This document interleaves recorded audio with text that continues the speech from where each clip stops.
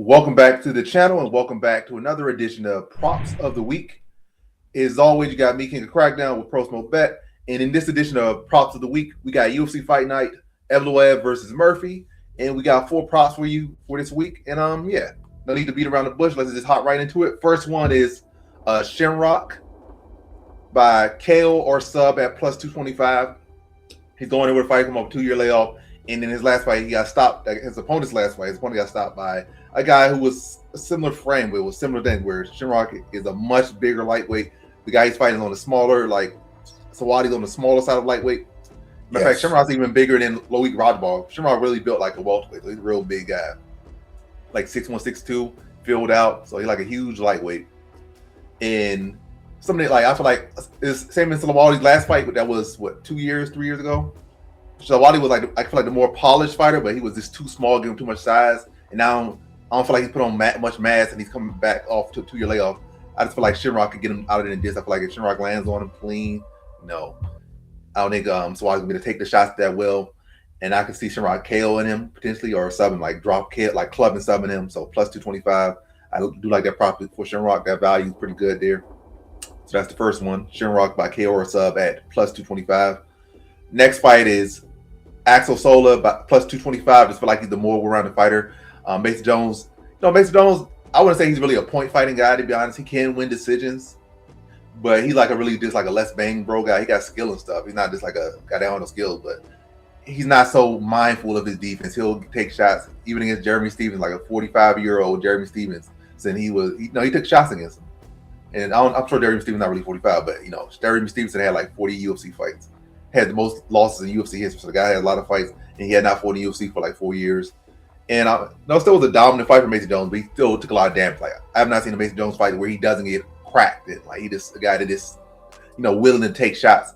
And against Axel Sola, like Sola is a guy that can be the more diverse striker and really not play this game and take advantage of the fact that Mason Jones is a guy that is very liable to get hit and get hit often.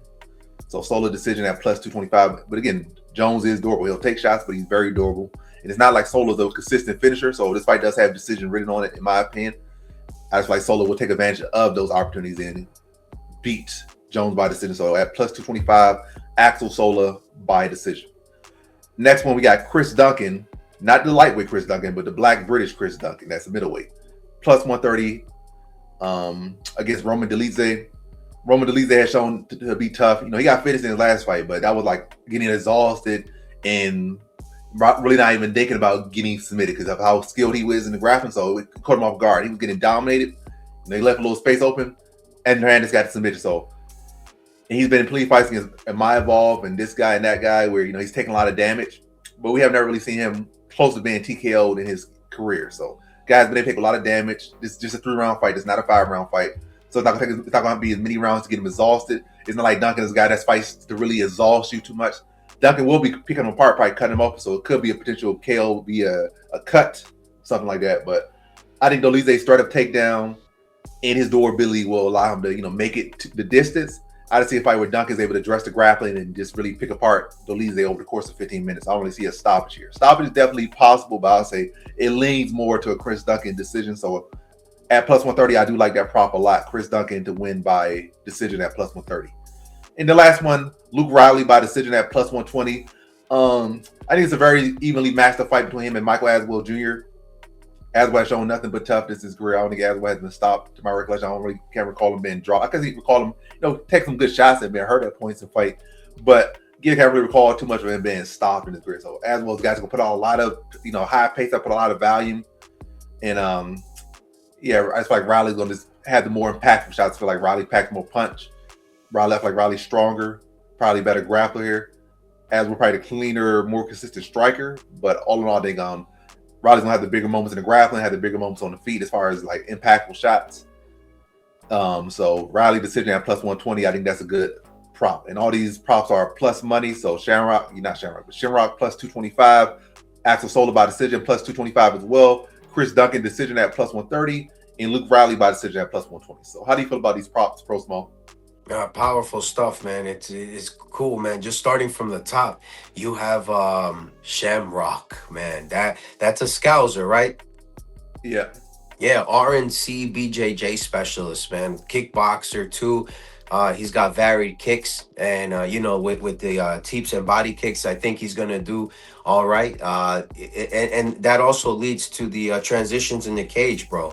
So also Wadi, like you mentioned, is a bit small. So I mean, no takedown threat by also Wadi. It's over. You know what I mean? And then you got Sola, right? So that this is another southpaw. So it looks like there's a theme on this fight card, which is funny. And the people are talking about him having the whole staph infection thing going, but one of the things that helps him in this fight is that he's like a wrestler clincher. So he's got those Polish throws and that heavy cage push. So any technical boxing, he also uses is to really throw off his opponents. And I think that's going to help him here in a 30-foot octagon. He's got the best control time numbers with that whole IMMF thing overseas. That he started his amateur MMA career that way, right? Specializing. So in grappling. So all these KO, TKO, submission props, between Shamrock and Sola, plus 200, plus 225. That's a lot of value, man. For them to have an edge as well with how their fighting styles play out against their opponents.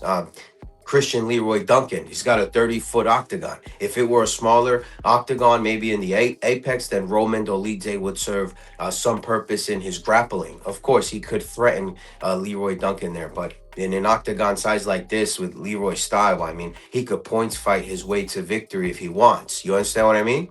Yeah, for sure. Yeah, man. So and then you got Luke Riley, man. You seem to be a very big fan of him. I see why you would be apprehensive with a boxer, a very popular boy from Texas, man, from Houston. But yeah, 6 significant strikes per minute is a big deal on the Luke Riley side. All that volume, bro, and things that people don't mention is the body work he has, right? He does a lot of things to the body, the liver, solar plexus, and I think that's really the edge, man. He likes to sap his opponent's gas tanks. And although, his opponent would be live in the first round, I think like you said, Luke Riley, what is it, plus 225 for decision? Those are plus 120. Plus 120. That's better than the wide odds, on the money line. Yeah, money line not good. Yeah, let's go. Yeah, once again, those have been the props of the week from me, King of Crackdown and Pro Smoke Bets. Run through them one more time. Shamrock by KO sub at plus 225. Sola by decision at plus 225. Chris Duncan by decision at plus 130. And Luke Riley by decision at plus 120. Thanks for watching. Like, comment, subscribe, and come back for more videos. Peace.